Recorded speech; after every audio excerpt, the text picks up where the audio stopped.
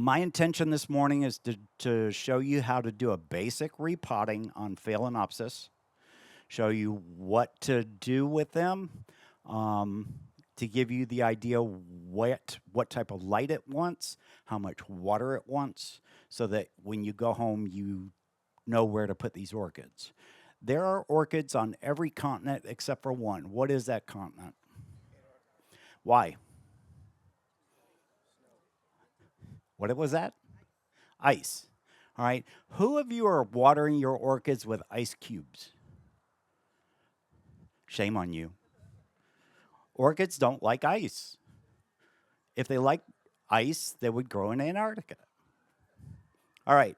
A little tip for you guys: when we'll wait.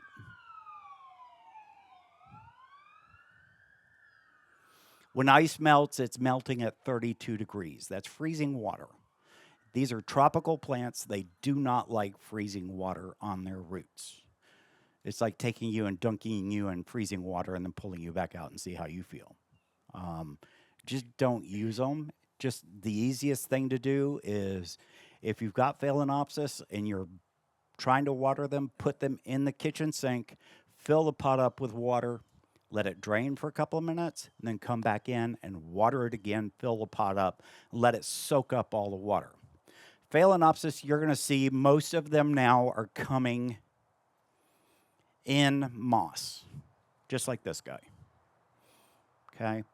I went through and watered this morning. They were all dry in the orchid room, and it's time for them to be watered. I hit it. You can, when you pick them up, you can feel a weight difference between a dry one and a wet one. If it's wet, it's got some weight to it. If it's dry, it's feather light. There's no weight to it at all. Okay. When you do water them, you're looking at about 1 to 2 weeks before you have to water it again. It's an easy house plant to take care of. How many of you have killed these? I kill them. I can't grow them. I overwater. So, um, usually when I grow my orchids, I'm growing stuff that needs a lot of water, but it also is in some type of potting material where it drains quickly. That way it's not sitting in water. The roots get a chance to dry out. What's the number one killer of orchids? Ice. Actually, it's too much water. The too much water is going to cause the roots to rot and they're going to die off and the plant's going to suffer and it's going to die and go down to nothing. You can tell an orchid that's starting to lose its roots because the leaves, especially on the phales, the leaves will start to droop and hang down. If you'll see that Phalaenopsis on the end with the red and white flowers, leaves are up and erect and happy. Um, that's a happy Phalaenopsis. That's one that's been watered on a correct basis and it's been fed on a normal basis. Okay. How many of you have repotted your own orchids? Okay. Phalaenopsis is probably the easiest orchid you can repot, and you can repot them while they're blooming. So let's go into Phalaenopsis first. When you repot, you usually use sphagnum moss with them. If you're going to grow them outdoors where they get rained on, I would suggest that you grow them in a basket. You can use moss, but you can use bark as well. Here's the deal. With Phalaenopsis, because it doesn't have a pseudobulb, all right, if you see, I'm going to teach you a little basic anatomy on an orchid. A pseudobulb on an orchid is this fleshy bulb growth, okay? Leaves are at the top. So everybody sees this, all right? That stores food and water for the orchid. Phalaenopsis does not have that. A lady slipper does not have that. Vandas do not have that. Even the Schomburgkia over here on the bamboo, that has a pseudobulb. Okay, anything that has a pseudobulb wants to dry out in between and dry out hard to bone dry before it gets watered again. Okay, Phalaenopsis and anything that doesn't have a pseudobulb, like Vandas, Bulbophyllums. Bulbophyllums are a little bit trickier because they do want water all the time and they do have a pseudobulb. So there's always an exception to the rule, unfortunately. The deal is to try and navigate what you've got and figure out how much water it wants and when it wants it. Okay, I bought this at the show to keep here at the nursery as an example. This is a Bulbophyllum phalaenopsis. This lives in a cloudy rainforest. This gets water every day. They just get saturated. Bulbophyllums typically have a very smelly flower. Usually the blooms on this smell like rotting meat, and they will attract flies. So the leaves on this is just a very young plant, and I'm trying to get some roots to pop on it, but it's not doing anything so far because the weather's not been helping. The leaves on this will get 5 to 6 feet long. It will get that big over time. So that's just a weird oddball that I try to show you guys every once in a while. And if anybody asks, no, it's not for sale. It took me 6 months to find that thing. I'm always trying, like I said, different and new, unusual orchids. So I try to get you guys to branch out a little bit. What I want to do now is show you guys how to repot a phalaenopsis. Now, like I said, if you're going to grow them outdoors, you want to hang them under a tree, go for a basket and either use bark or use moss in it. The reason being, this gets much more airflow and it's going to dry out in between watering. The problem with phalaenopsis during the summer is if we get that afternoon rainstorm like we're supposed to, you can rot the plant out. If you've got it in bark, it's going to dry out quicker and will survive being outside with torrential rains every day. Okay. Now, if you're growing them indoors or on a patio where they don't get rained on, I suggest growing them in moss and in a plastic pot. That way, you only have to water it every 2 weeks. Just makes life easier. And when you get up to 600 orchids, you want easier. Okay. When you're repotting phalaenopsis, usually by moss, what I usually recommend is that you pick up a package of moss, take it, open it up.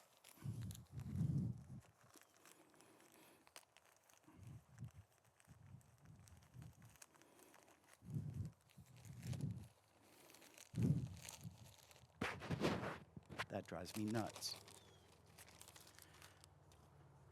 I've got water in here, so you guys can still hear me. All right, I've got water down in this bucket, and what I'm doing is I'm letting this moss rehydrate. And I'll let it soak for a minute.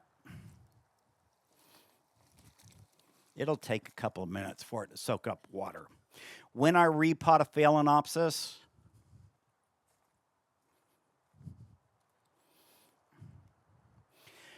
every 2 years, the sphagnum moss in the state of Florida typically can rot or degrade within 6 months to a year.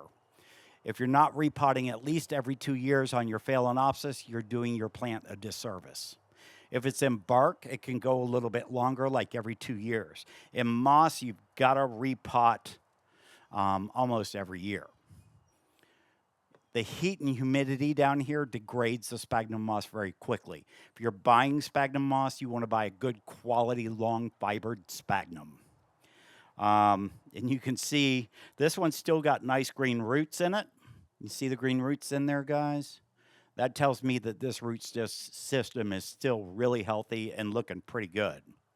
Like I said, this is one of the orchids that you can repot while it's in bloom. It's not going to hurt it.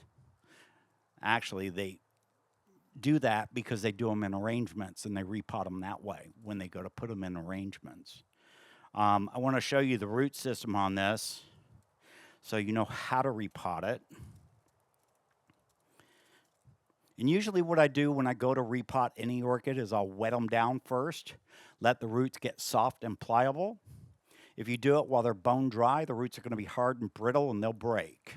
So if you wet them down, they're a little bit more pliable and they tend to move around a lot easier. Yes.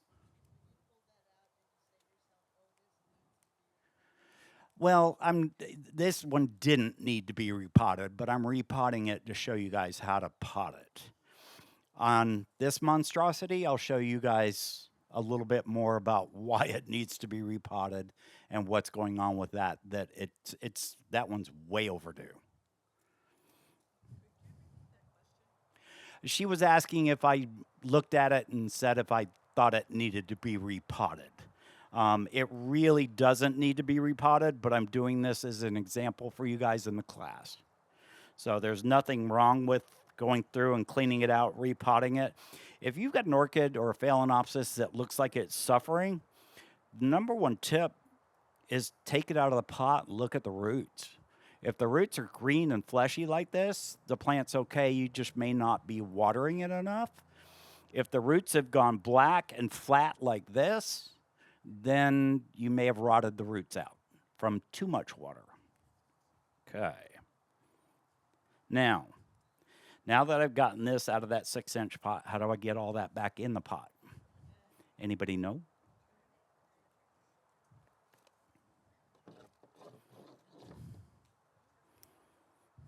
We're going to do a little surgery here. Okay. Everybody knows what a virus is, right? That thing called coronavirus or bird flu or whatever. Well, orchids are susceptible to viruses as well. So when you are using tools, I suggest that you sterilize them. Heat is the quickest, fastest way and surest way to get rid of any virus or bacteria on your clippers. Some people will use TSP powder, put it in a jar, fill it up with water, and they'll put their clippers in a jar of TSP. TSP is a cleaning agent that you can get at a paint store. You can get it in the paint aisle at Home Depot or Lowe's. You can get it in any hardware store or any paint store. I don't use TSP. I use a flame just because I want to make sure that I'm completely disinfecting my clippers. Okay. Now, when I go to repot one of these guys, you're going to notice that the roots are hanging down more than 6 inches.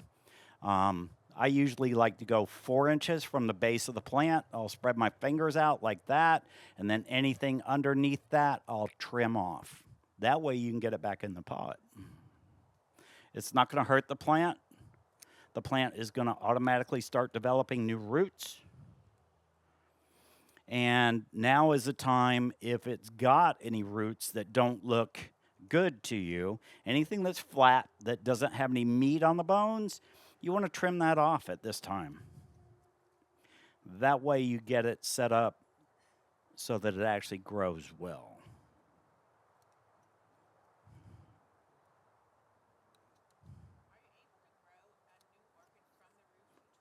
Unfortunately not. Unfortunately not. You can't grow a new orchid off the old roots. Now, if you get a vanda or something where the top of the plant dies off and you've got the root base on it and you've got the main stem on a vanda, sometimes it will pop out a new growth, a new kiki. All right, that's trimmed up.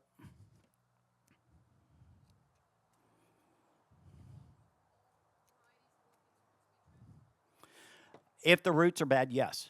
And you'll see on this thing when I go to repot this what's going on there, and that the roots are actually down underneath pretty bad, and I'm going to hack most of them off when I repot that thing. All right, so now this is ready to be repotted. If you'll notice, Phalaenopsis, the roots grow down out of the bottom of a plant like a spider. All the roots come down and hang down like that.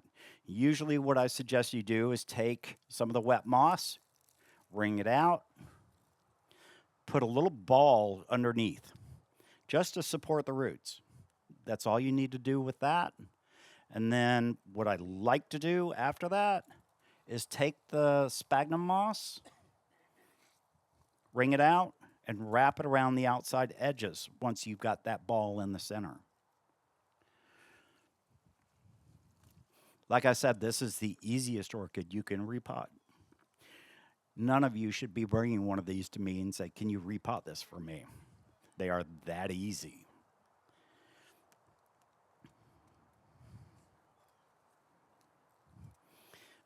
Once once I get the moss back around it, I tuck it into the pot.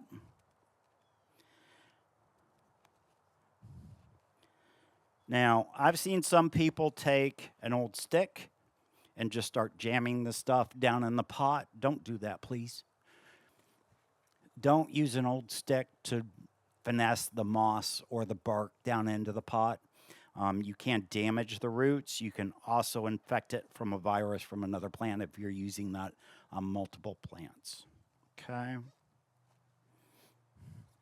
Now, with the moss like this, you do not want to just sit there and jam it down in there tight. You want the plant to be firm and you want it to hold up nice and steady.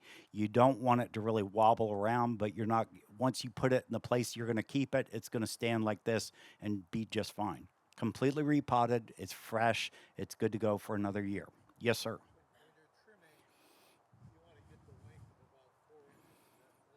Yeah, about 4 inches of roots.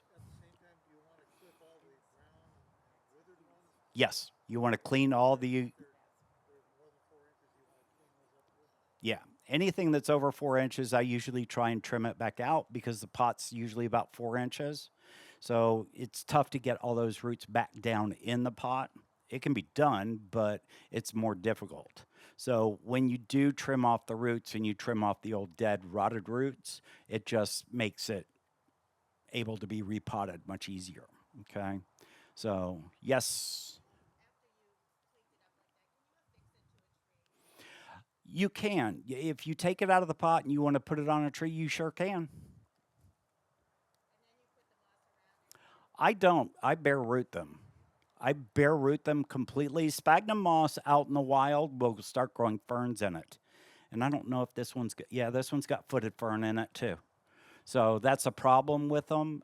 You can get that footed fern that will go in, and the footed fern will compete with the orchid for the orchid fertilizer. So it will drink up the orchid fertilizer before the orchid does. So I try not to put moss in there where it grows, so that that footed fern doesn't have a chance to get established. Yes. I typically try once I when I water it to go to repot it, I water them all, try and get them wet, get them softened up, and I will pop the aerial roots back into the pot. I'll repot it and get it resituated and get it settled in nice and tight. Yeah, I have one more question over here. Yes.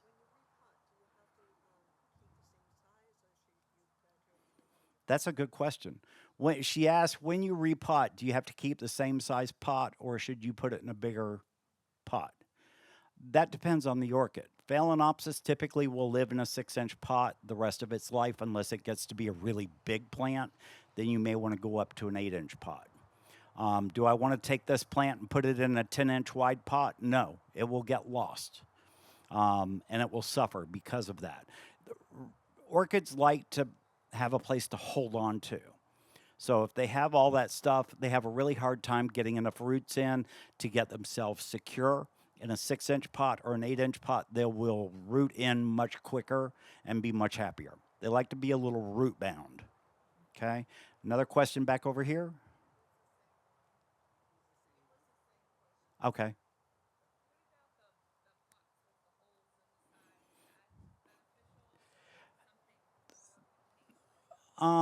With Phalaenopsis, because they don't have that pseudobulb, I like to use plastic. If you're potting outdoors and you're keeping Phalaenopsis outdoors, yes, you can use the orchid pots. You can use those. I would suggest using bark just so it gets more air around the roots instead of sitting out there rotting when we get that afternoon rain every day. Yes, ma'am.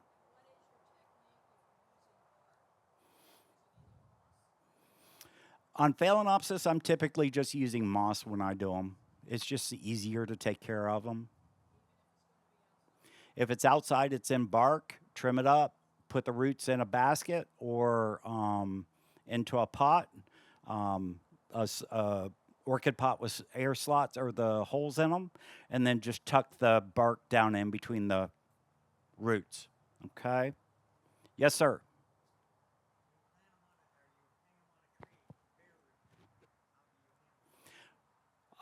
Watering on a tree, I wet them down with a hose and just spray them down and wet them down every day. When they're bare root, remember these are plants that don't have any way to store any food or water.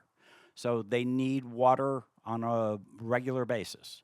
Phalaenopsis typically are growing in a cloud rainforest, and they don't grow up like this. They grow down like this. And they're usually growing off rocks or trees. Okay? When we put them out in the landscape, I've seen a lot of people go around town and they'll mount the orchids up like this. When you water these guys, you have to be really careful because in the top of this plant, there's a valley and it does hold water. If you leave water in that valley, you can rot that top out. That's what you call crown rot. It will kill the orchid. So if I'm mounting out in the landscape, I'm typically mounting the plant upside down. Okay? So I want those leaves to hang so that no water gets up in this valley. Okay? That's the best way that I can tell you how to tie these guys up into a tree. I usually, like I said, I bare root them and tie them on, where'd I put it? With green stretch tape. Right in front of the bucket. Green stretch tape. Usually 6 months to a year, and that orchid is firmly attached to the tree, and you can take the old tape off. I haven't done it on the Vanda yet because it's not fully attached like I want it to be. So I'm going to wait a little bit longer on that. The Phalaenopsis that's back there has been on there for a couple of years now. If you get a chance, take a look at the roots. They have completely wrapped themselves around that tree now. I do nothing to these two orchids back here. Absolutely nothing. They're on their own. And both of them are blooming. I don't even water. I let Mother Nature take care of those two. So, the number one killer of orchids is too much water and over pampering. So, I didn't even do that with these. I have no way to get water over here to them. These guys had to survive on their own. Filtered light, dappled light, perfect. If you're going to put orchids out in the landscape and you want to tie them onto trees, now is the perfect time because that sun is not as intense as it is in May, June, July, August, September. Depends on the orchid. Phalaenopsis, typically you can put it on the east side. It can get some early morning sunlight. During the middle of the day, you want to make sure it's getting shade. Dendrobiums you can put on a tree just about anywhere. They can take up to full sun too, probably up until about 12 o'clock in the morning, and then from like 3 to 4 o'clock on during the summer.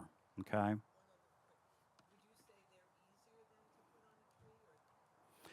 Anything with a pseudobulb is easier to put onto a tree. Okay. All right, let's have a little fun because this one is a real nightmare. This is a Shambo cat. It's a cross between that type of orchid and a Cattleya flower. This has obviously been in this poor pot for quite a while. How do you know when it's time to repot? When it's overgrown the pot and it's growing all over the place. And when it's started to grow up on top of itself. And you can see this thing's grown up on top of itself. Shambo cats are really neat. I like them because of one reason. They adapt to full sun. And they put off a hell of a show. You can see the old flower spikes from last year. It put on a great show for me. It is time to actually go through and clean it up. Now, before I go chopping on that thing, what should I be doing? Sterilizing the clippers. Every time, guys, get into that habit. If you're not comfortable using the plumber's torch, you can use single edge razor blades. Or you can use a jug of water with TSP powder in it.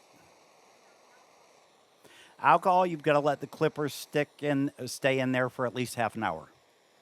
So it takes a while in between, and with alcohol, it's not always 100%.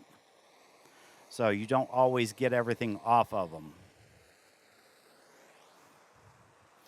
Trident bleach will rust your clippers out. It'll sterilize, but it'll rust your clippers. No, it won't hurt the plant at all.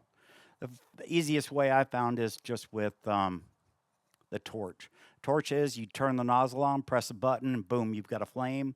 When you're done, just turn the nozzle back off, and you're good to go. Okay. Now, let's look at this monstrosity. And this is one of my smaller overgrown plants. This is not one of the real big ones. So you've got a plant, when you go to divide this, you want to have at least 4 pseudobulbs on a growth to be able to make that a viable plant for it to put out new growth and flower the next year. So if you can do a division where it has more than 4 or 5 pseudobulbs on it, it's better off for the plant. Doing a plant this big can be a nightmare. You can see everything down in that pot. It's pretty much rotted. It's mostly gone. I'm going to take it all off. When I used to go to Tom's place, I used to see Tom walking in. He'd pull a plant out, pull it out of the pot, take an old flathead screwdriver, and just start whacking at it. Now, mind you, he used that same screwdriver on every plant. So it was never sterilized. It was never cleaned up. So he's transferring either bacteria or virus from one plant to another to another. And this is back in the days before they really knew a lot about viruses with orchids. So you'll find that a lot of the old orchid growers do have virus in some of their plants. Virus will show up in several different ways. It'll show up in color break in the flowers, or it'll show up in a different pattern on the leaves. How many of you smoke? Anybody smoking? Wow, that's awesome. That is awesome. If you smoke cigarettes, you should not be handling orchids. You can give them tobacco virus from cigarette smoke, from cigarettes. Unfortunately, it's just one of those things. Now, you're going to see with this plant, I just took the bottom off. I'm not concerned about it. I'm going to try and clean it up as best as possible. This is a very overgrown plant. When I'm looking for a division, what I'm looking for is a new growth, and then go back in 4 or 5 pseudobulbs to get a division. And sometimes you sacrifice a couple of pseudobulbs on this when you do this. This is, like I said, an extremely overgrown orchid. What I'm working on doing right now is getting a decent division. And don't be shy.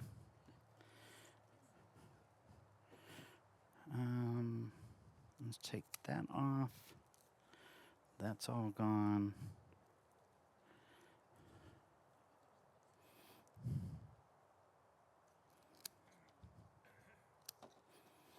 All right.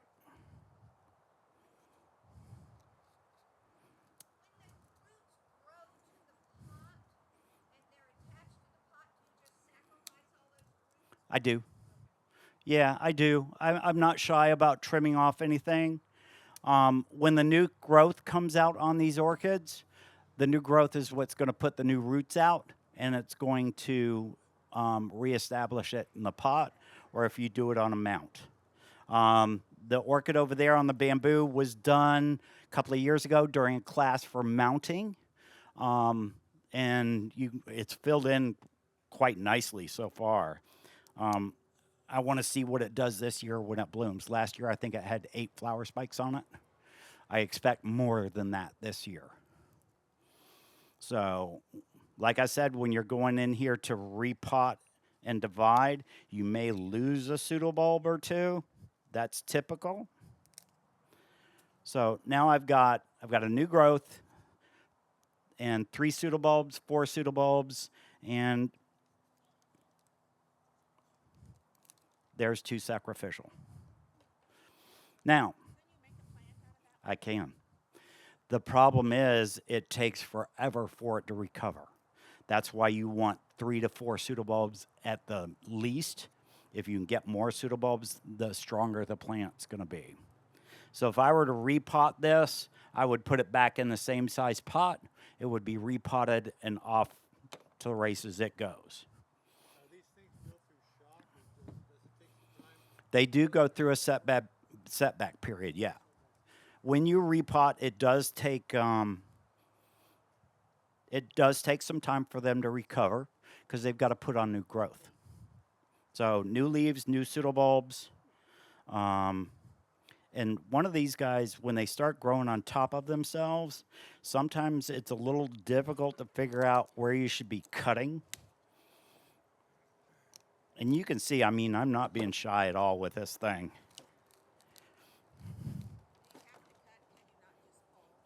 I would cut. Try and cut the pseudobulbs or the rhizome on it. That way you make sure you get clean cuts. Tears are usually not good for the orchid. Okay, so if you'll notice on this, you've got all this growing up here, but you've got all this growing down here. So that makes that plant a little bit more difficult to pot up. So you want to go back to the rhizome, try and figure out where it started.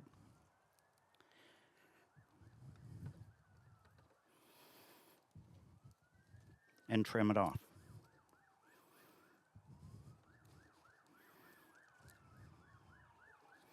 There.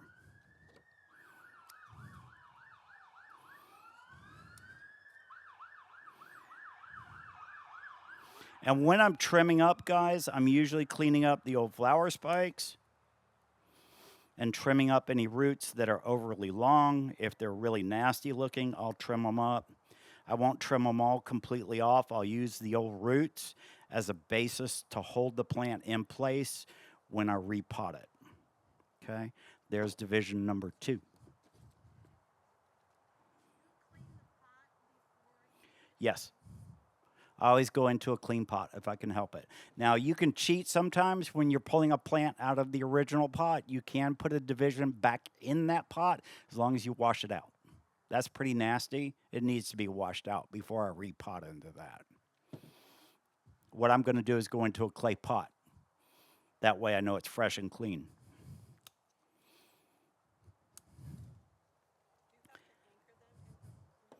You do. You do. And I'll show you how to do that. She asked if you have to anchor them into the pot, and you do have to anchor them down. If you put a plant in a pot and it starts to wiggle around and move in that pot, if it's not down in that pot tight, the new tips of the new roots will come in and they'll start to rub on the edge of the pot. It'll kill the root tip. So you need to make sure that that thing's in there and it's locked down tight. This is a mess. I can't figure out where it's starting and where it's stopping.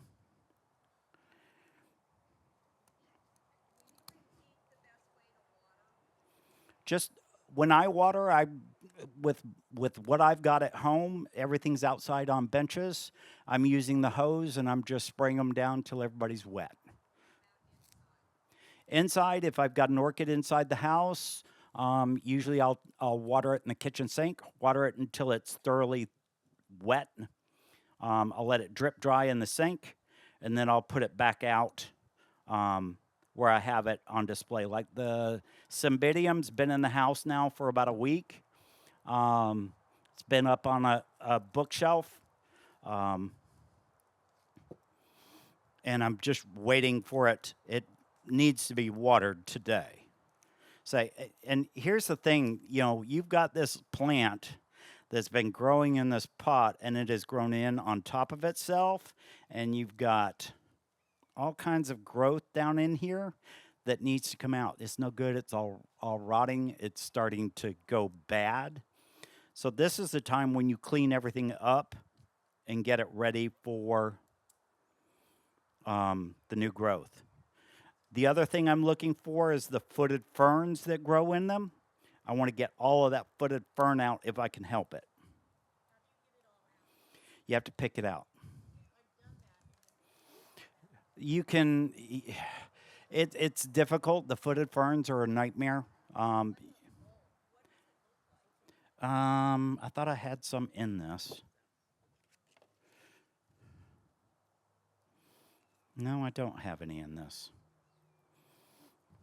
It looks like everybody knows what a rabbit's foot fern is. Okay, rabbit's foot, put that little fuzzy leg down on the pot. That's what a footed fern looks like. The ones that grow out in the wild here are much bigger.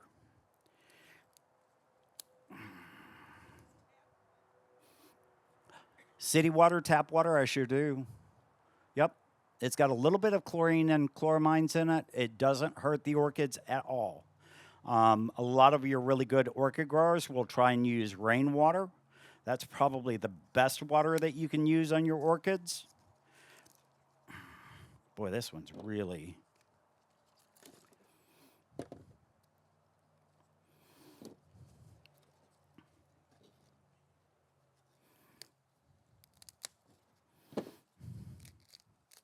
All right, here we go.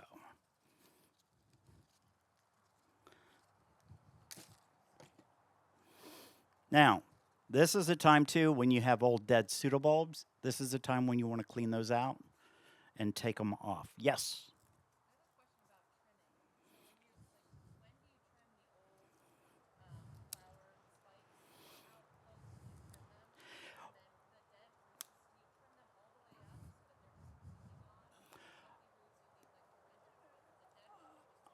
I trim all the dead roots off. The flower spike I take back down to the base of the leaves, just like this guy, and just like this one.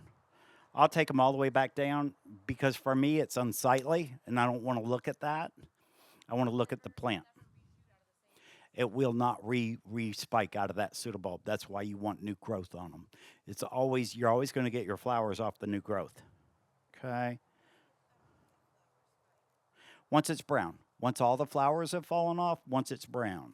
Now, if you have phalaenopsis, all the flowers have fallen off. If you want to get it to put out a secondary bloom spike, you can count down. These flower spikes have rings on them. There's 1, 2, 3, 4 rings there. That's what's called the node. If you'll count up 1, 2, 3 and cut it off just above that node, this time of year you can get it to rebloom a second time. It will put out a secondary bloom spike. Okay. Typically once a year for us, yes. And like I said, I'm taking off old pseudobulbs that just aren't going to do anything for me.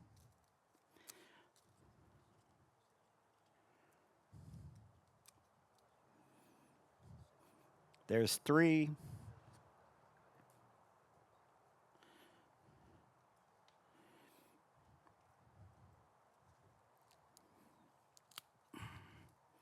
What's the best way to get new orchids?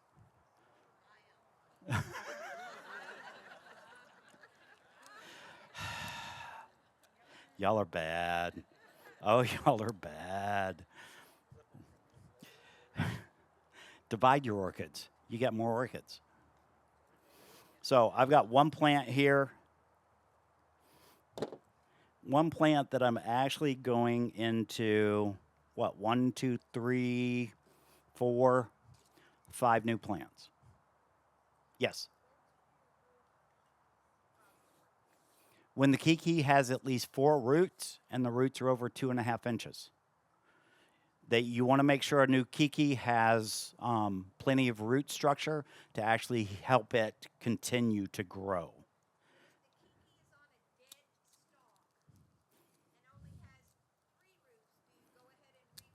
Nope, not until it's got 4 roots. Leave it on that dead stalk because it's not completely dead. It's still drawing food from that pseudobulb. Remember, these things act as batteries, even though it may. Really?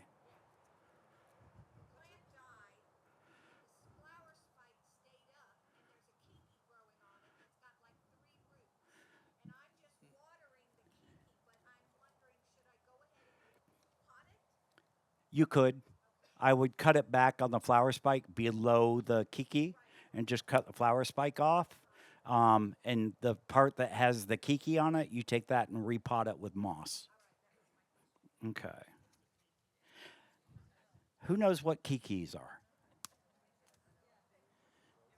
All right. If you've not been in the orchid world, kikis are, it's actually Hawaiian for baby. So that means a baby orchid. A kiki is going to be a new growth that comes off of a dendrobium or a cattleya or any type of orchid that grows off the flower spikes. There are some orchids out there that have different watering requirements, um, and this is typically one of them. This is in the dendrobium family. This one will kiki if you water it too soon instead of flower. The dendrobium, no, and it's got a couple of kikis on it, so yay. Dendrobium nobles are in that family of orchid that like to go completely bone dry in the winter. All right, you see this new little growth with the roots on it. That's a kiki. So that's a baby new orchid. Yes, How do you spell Keike. Typically with this orchid, and I'll get into that a little bit later in the class on how to take care of these. These are really neat orchids. You grow them in sphagnum moss. They're growing them in a pot mix or a bark mix and moss. In this area, I grow them in pure sphagnum moss, and I grow them out in full sun. So let's get back to potting this nightmare. When I go to repot, guys, remember I'm always looking for new growth on it. I'm looking to see if there are any old pseudobulbs that need to be cleaned off. Anybody notice anything about this orchid? The red coloring? All right, who knows what that is? Got too cold. The cold symptoms on an orchid will show up in red coloring, and that's called a magnesium deficiency. Okay, a calcium magnesium fertilizer on your Cattleya species, especially, are known for doing this, especially during the cold weather. We had really cold weather and wet weather. Not a good combination for orchids, and that's typical. It'll come back out of that with the proper fertilizer application. Okay, how many of you have used Palmer's special here? That's a calcium magnesium fertilizer with seaweed in it. It's probably the best fertilizer you can use. Okay. It's a Palmer's Orchid Special. We do have it. I've got it in the warehouse right now. We had, during that hurricane, we had some flooding in the orchid room, so all the fertilizer had to be taken out of in there that was down at ground level. So if you do want a bag, we do have some in the orchid room that was up on a pallet that didn't get wet. So some of the stuff that was in there that was ground level did get a little damp. So we've got it out of there and trying to dry that room back out. When you go to repot these guys, there's a front side and a back side. Who knows what the front side is? Anybody? Front side is always going to be the new growth. Okay? Front side is always going to be your new growth. That's and on orchids, especially with the pseudobulbs, you can tell because they have all that white paper on the new growth. And it comes off, you can just clean it off.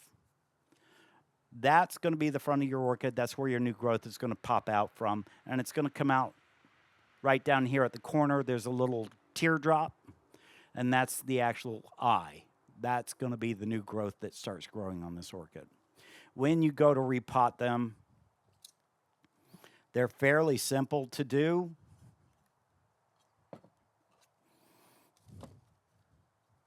Clean my mess up first.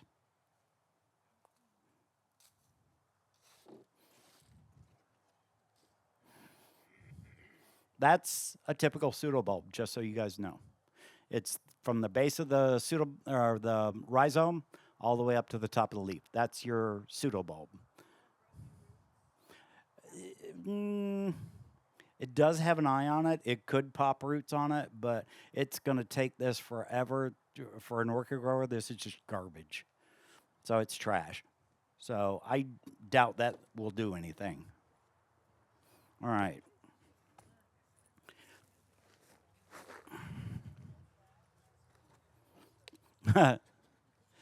I used to do that until I figured out it took too damn long to get the thing to recover. I gave up. Now I just go through and I get a decent division, I repot it, and off we go. When you're doing this, do I want to take this and put it in a pot like this? No, you're overpotting it. Plant's not going to be able to root in. It's not going to hold on very well. So when you're repotting, this was in a 5-inch pot. I want to go up to a 6-inch pot, the next size up. And you can see how this thing grows. It grows like a weed.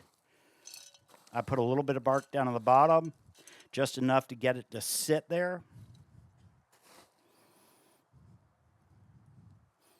Front and the back. Okay, just a real quick lesson. If I take this thing and put it in the center of the pot, how long is it going to take it to grow from here to here and out of the pot again? Not very long. If I put it up against the edge and let it grow across the pot, it's going to take it longer and you're not going to have to repot as often. There are tricks. And the new growth is right here, and I've got it aimed right towards the center of the pot. It's a Shambo cat. It's a Schomburgkia and Cattleya hybrid.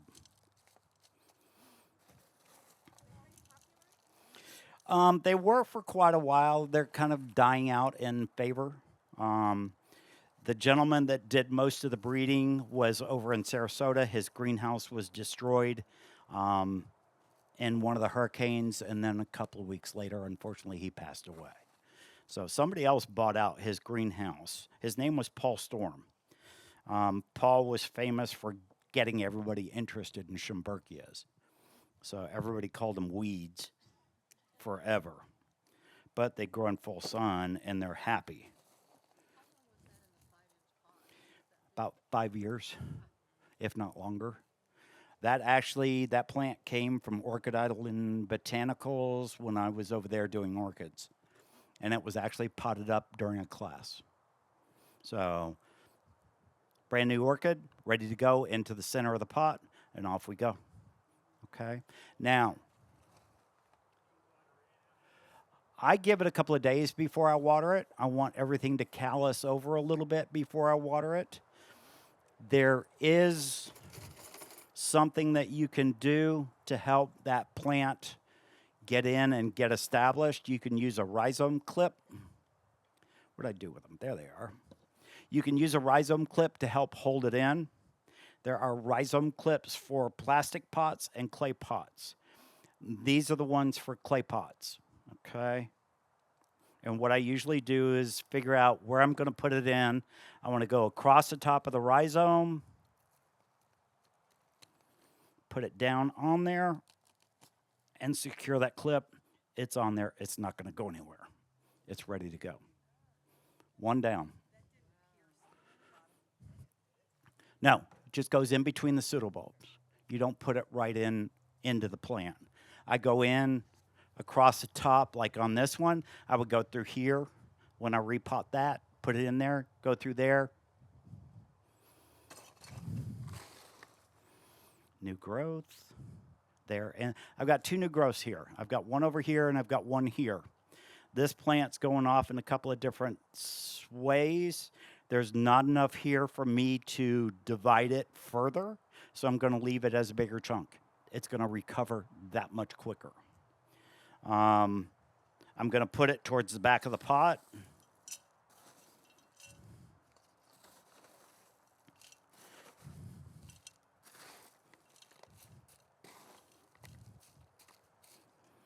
Now, remember I told you some people used to use like a stick and they would jam this stuff down in. Don't do that. Just use your fingers and just tamp it in gently.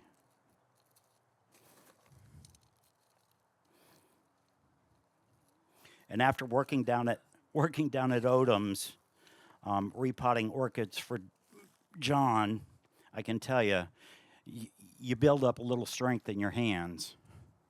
So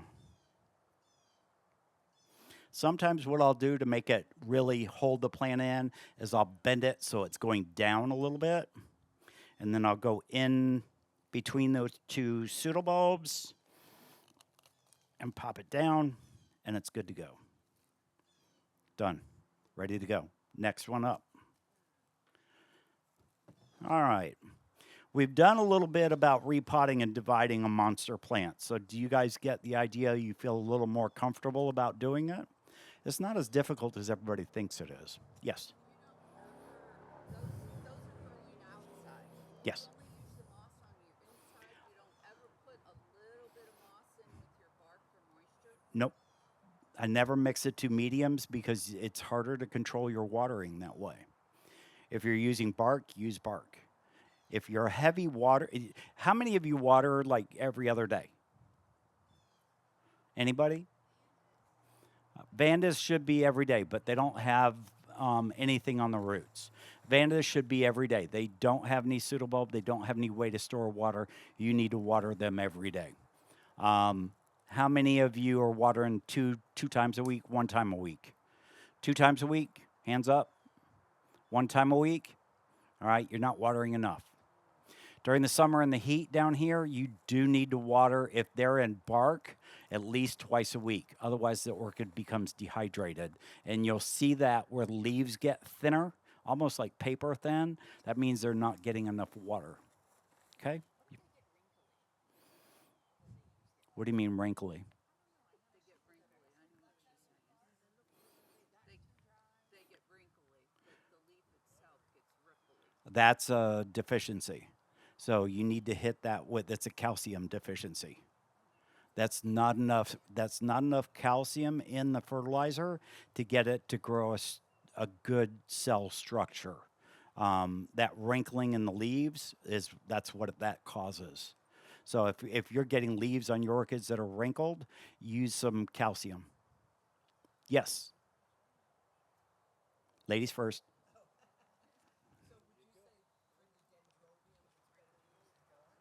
I would.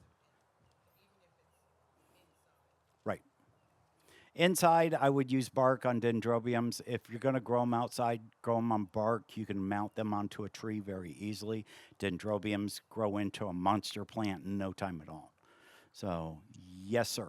Question for us, like seasonal people that are gone in the summertime, can we leave these indoors and hide them somewhere outside? You can hide them outside in a shrub or a bush that's getting water, that gets a spray of water through there. Just make sure it's hitting the orchids. Okay? Yeah. Is there a book, like you mentioned that pest book for Florida?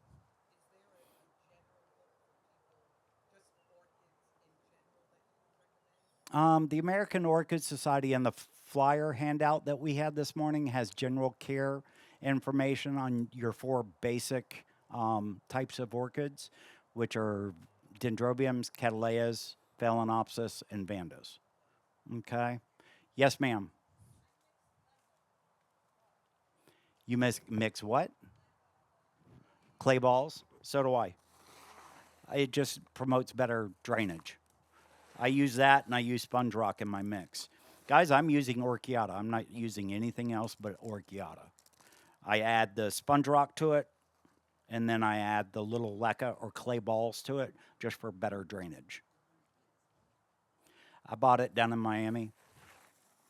So unfortunately, it's hard to get up this way. You have to get it from the orchid growers. Jim's Orchid Supplies in Fort Pierce, he may carry it. OFE down in Miami carries it as well. It's just harder to get up in this area, so I usually buy it when I'm down at the orchid shows. Yes, ma'am. I don't because I don't want to repot every 2 years. Orchiata will go 5 to 7 years without having to be repotted.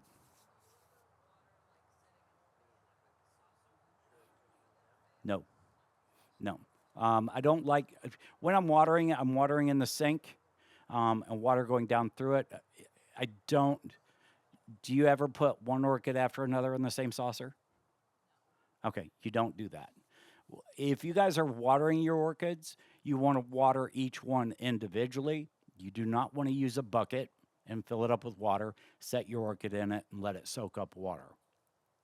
If one of those orchids has problems, say I go to water one of these and then put it in a bucket of water and let it soak up. If I go to put this one in after it and say another one in after it, if this one had a problem, you've now given it to the other three down the line. So always water independently, water each one as a separate plant. Okay. I grow outside, so everything gets watered by sprinklers or a hose. Yes, ma'am. Orchiata orchid mix, the sponge rock, and then the clay balls, the leca. No, it's not those. Everybody's used to growing those, but I have 600 orchids. I can't repot 600 orchids every 2 years. It's just ridiculous. It's hard to catch up. You can use the Better Grow orchid mixes. They're good orchid mixes, but they do break down in 2 years. You will have to repot every 2 years. If you've got a small orchid collection, that's fine. They're awesome. Orchiata is a new bark out of New Zealand, and it's a pine bark mix, but it does not decompose like the regular orchid bark mixes. This stuff will stay inert in the pot for a good 5 to 7 years. Yes, ma'am?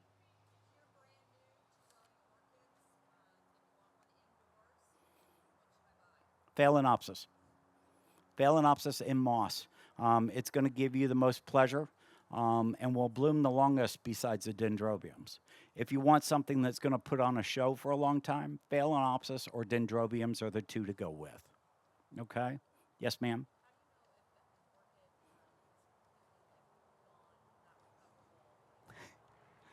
You mean it's dead? Yeah. How do you know when it's dead? If you can't tell, you're in trouble. Um, that does happen.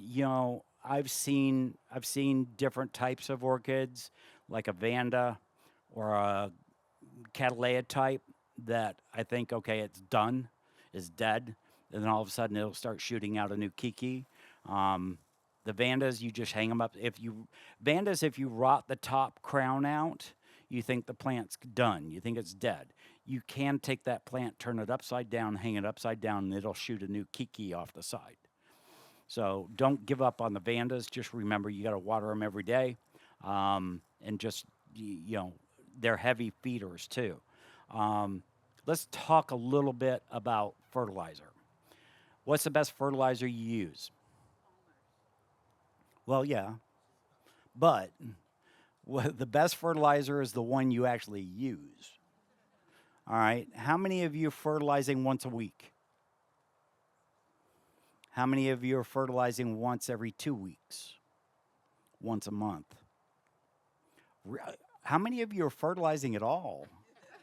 Good God. Okay, let's give you guys a little analogy. If I were to tell you to go to McDonald's and eat a cheeseburger Friday, next Friday, how are you going to feel if you can't have anything between Friday to Friday? You're going to feel pretty crappy if you don't die. Orchids don't have, there's no nutritional value in these pots. They get nothing of value from this mix. It is only a place for it to hold on to. If you have orchids, you need to be supplementing them with a water soluble orchid fertilizer.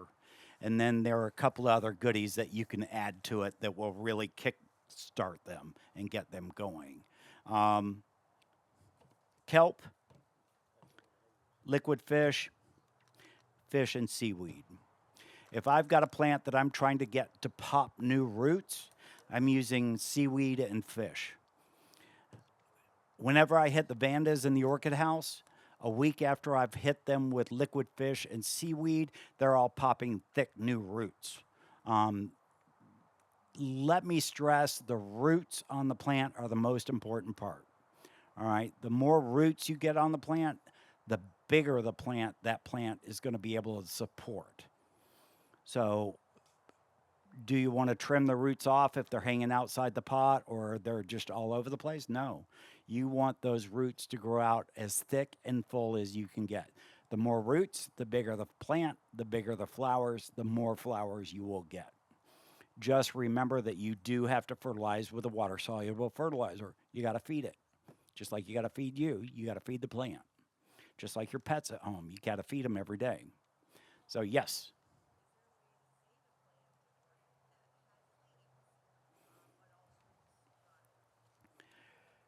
that depends. I'd have to look at it to tell you if it's savable or not. Usually, if it's got a pseudobulb, it's savable. If it doesn't have a pseudobulb, if it doesn't have any roots on it or leaves on it, sometimes it does have leaves. If then you can sometimes get it to pop new roots. Fish and seaweed is going to be the fastest way I know of to pop new roots on an orchid. So, yes, ma'am. Can you tolerate that smell every day? Well, I'm just saying, I don't, I'm going to warn you that liquid fish and seaweed will stink you out of house and home. Do it outside, do not use it. Don't use it inside, please. You'll come back and kill me. Yes, sir.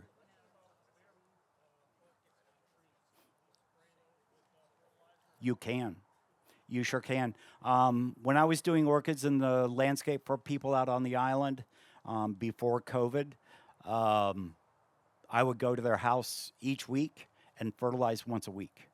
And I was usually hitting with palmers and seaweed and fish. I'm trying to get them to get established. I'm trying to get them establish new roots and get them growing so that they produce flowers. Yes, I usually try to apply them at different times. You can apply the fertilizer once. I fertilize as often as once a week. When I had the greenhouse, I was fertilizing every time I turned the water on. But I was fertilizing with a dosatron fertilizer injector into my water stream. So I'm not doing that right now. So I'm fertilizing once a week. I'll use a lighter mix. I'll cut the formula in half and I'll use it more frequently. You're going to find you're going to get better growth off of a more even distribution of fertilizer to them. They're going to do much better, grow, grow stronger, grow regular on a regular basis. Somebody over here had a question? Yes, ma'am.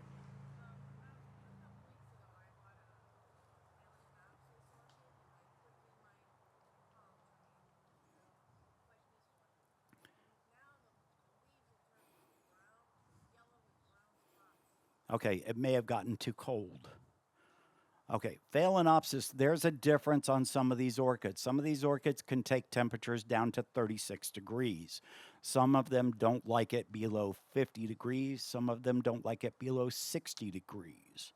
I've got a couple of Vanda species that don't like to go below 60 degrees. If they do, they drop all their lower leaves.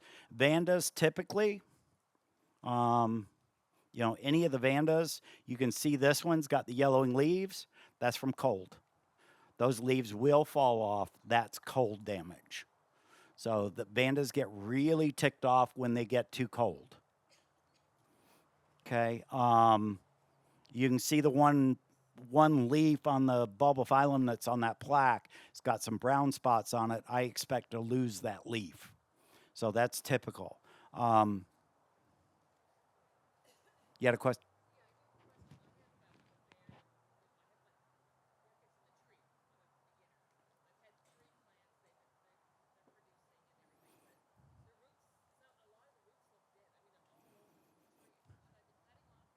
No, leave them on there. If they're wrapping on to the tree, just like this one is back here, you want to leave all those roots.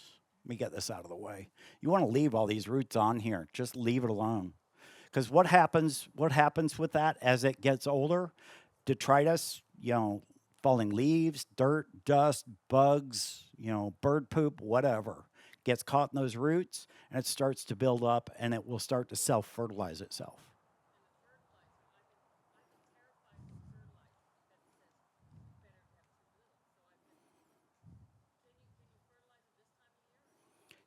You can fertilize all year round. In Florida, all year round. And don't if they tell you to only fertilize once or twice a month, don't listen to that. Feed them more evenly on a regular basis. You're going to see better growth out of that orchid. Yes, sir.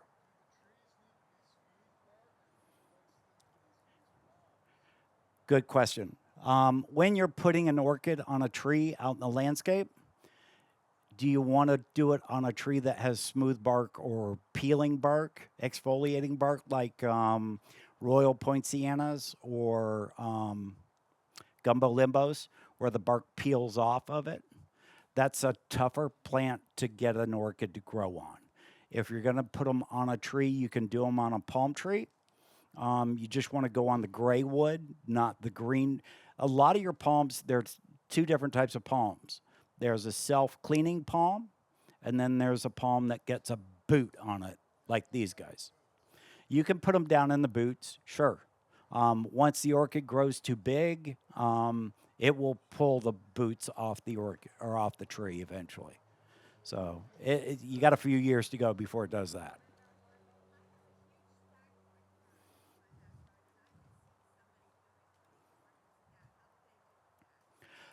They'll do pretty well in that because it's mostly fiber or different layers of the staghorn growing on top of itself. I've seen people putting them up in there. You can do that. There's nothing wrong with that at all. It's just like putting it into moss almost. Okay. Any other questions? Yes. I'm going to let them come off on their own. I'm not going to cut them. Once they get a little more yellow, I may split them off and pull them off the plant so it's not as unsightly. Yes, ma'am.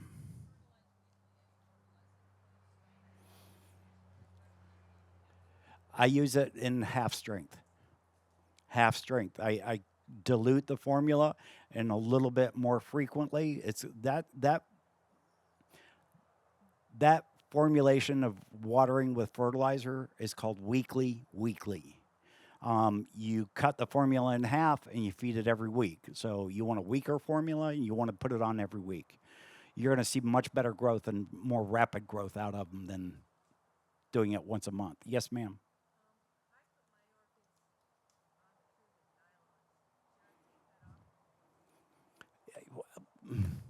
You the old way of attaching them to a tree was with nylon stockings. I tried. I gave up. They're too much of a pain in the butt because they snag on everything.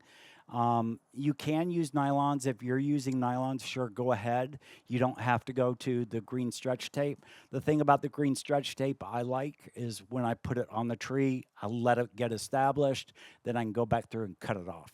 Nylons, you're going to have a tougher time getting that back off once the orchid's attached to the tree, especially if that orchid starts putting roots through that nylon. Okay? Yes, ma'am. Just Phalaenopsis. Anything that has that valley. Vandas, Phalaenopsis, anything like that. Okay. Now I want to talk a little bit about the cold that we had this year, and I want to talk about fungus, and I want to talk about rot. We had some really cold, wet weather. That is prime breeding ground for fungus. It's prime breeding grounds for rot too. Have anybody ever have a Cattleya that gets a black spot on the leaves and just goes through the whole leaf? That's black rot. That comes with the cold, wet weather. You can try and alleviate that by giving them a systemic fungicide earlier in the season. If you do get black rot on a plant, you do need to cut that leaf off and throw it out. Just the whole leaf. Like that plant right there. Well, that doesn't have black rot. That's got damage. That's got sunburn. So this is all sunburn.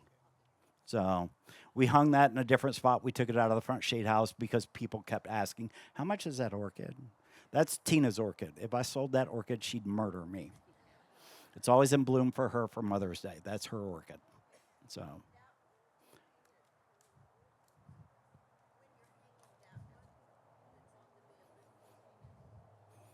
straight up and down.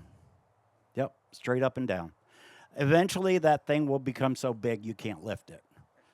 You know, it's grown in and it's filled in quite a bit from when we did the orchid class with it. Okay. Fungus and rot. If you're having problems with your orchids earlier in the season when we're going into the wet season, like usually in November, I'm putting a systemic fungicide on my orchid, and I'm usually doing 2 to 3 treatments. That just gives them a little protection during the cold, wet months. And December and January were typical for that for us. That gives you a little protection. Normally, I have a powdered fungicide called thiamil. It is the main ingredient in this fungicide.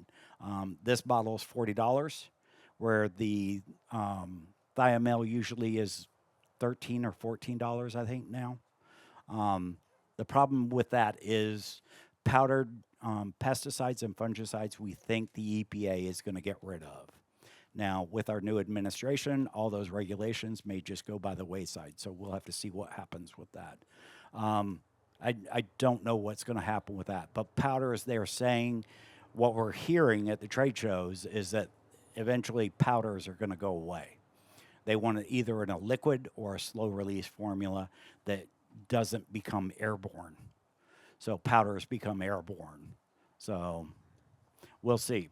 The thiamil that I get in from Southern Ag, which is a powder, is my preferred fungicide. It's like I said, it's the main ingredient to this. When we get it, we usually only get like 6 bottles at a time. It's very difficult to get. Unfortunately, I don't have any right now.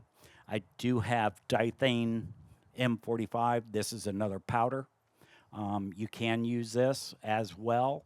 Just be forewarned with dithane M45. It has a tendency to cake like cornstarch. So you really got to mix it up, make sure it's mixed up into the water before you use it, okay? With any other product out there, read the labels, please. Wear the proper protection, gloves, a mask, wear long sleeves. And when you're done spraying, take those, throw them in the washer with nothing else, and wash them by themselves. Give these things the respect that they're due. So I've seen a couple of people with health problems from using pesticides and fungicides. Now, how many of you are having problems with scale or thrips, no-see-ums? If you've got orchids, you've got thrips. If you've got an oak tree, if you've got grass, you've got thrips. No-see-ums are everywhere. I like to use the imidacloprid in the hose end applicator. All I do is attach this to the hose, and this is from my house. I brought this in with me this morning. I've used part of it already. This is what I'm using on my orchids. I'll give them a couple of shots of this earlier in the season before summer hits, because that's when thrips are the worst. And that gives them some protection against thrips, scale, and mealybugs too. Okay? These are my 2 go-tos. This is the high-yield systemic insect spray. This is what we carry in the store. This is what I'm using. It is a metacloprid. That is the chemical that's in this. You can use this on an indoor orchid. You just need to use it outside. Spray the orchid outside, let it dry, then you can bring it back into the house. Okay. Now, we've talked about fertilizers a little bit. I want to talk a little bit more about supplementals. Supplementals are going to be things like seaweed, kelp, seaweed and kelp together. You can use occasionally a bloom booster. I've got 2 different bloom boosters. I've got the Jack's bloom booster, which is a 10-30-20. That middle number is your bloom booster. All right, this is a bloom booster from Fertilome that we got. We brought this in for the plumerias, but you can use this on orchids, and I have mixed this in with Palmer's fertilizer to give it an extra shot. This is a 958-8. That is a very high middle number. You do not want to use this on your flowering annuals in the yard. I wouldn't, it's just that hot. But when you dilute it with the orchids and the water stream, it works very well. It gives them that extra push. When I'm growing my orchids, I like to push them so that they're blooming and flowering so that I can take them and enter them into judging. So let's talk a little bit about some of the different orchids. Remember, when you're growing orchids, you're looking for something that's going to take your growing conditions. Say you have a yard that's full sun, you don't have any shade. There are orchids that you can grow in your yard that will grow in full sun. The orange epidendrums, which are what we refer to as the poor man's orchid, they're the orange flower spikes. The flower spike usually grows up that big. I don't have any right now, but we're trying to get some back in stock. Orange epidendrums. E- yes, the reed stem orchids. Yes, exactly.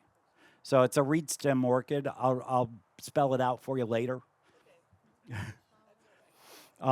Any of the orchids that are like a pencil cactus, like the Terete vandas, those will grow in full sun. They'll do better in a little bit of shade, but they will do full sun. Schomburgkias, full sun.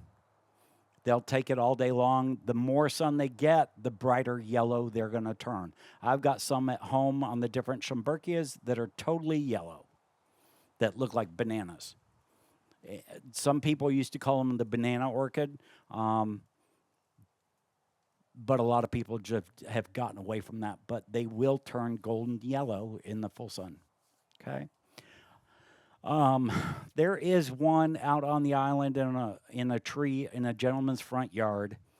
You guys know how the roads are named out there on the island. If you go out by the museum over the Barber Bridge, go down to A1A, make a left and head north. You go all the way up to the F road, and that's Fiddlewood. Turn right onto Fiddlewood like you're going to the beach. There's a house just before the paved crossroad. There's a house on the corner, and then there's one house back from the corner. There's a big oak tree in the front yard, and there's one of those up in the top of that tree. It's been there since 1950. It has taken everything that Mother Nature has thrown at it, even the storms back in '04. So Gene and Francis, and it's still there. So, like I said, there are orchids for every landscape, every place that you can think of to grow them. You just have to realize that you need to grow the right plant in the right place. If you're looking at the leaves on an orchid, they will tell you exactly how much light they want. Like I said, there are exceptions to that as well. This one's going to be an exception. If you see that leaf, it's long and thin. Don't let it deceive you. It does not want to be out in full sun. If you think of an orchid leaf as a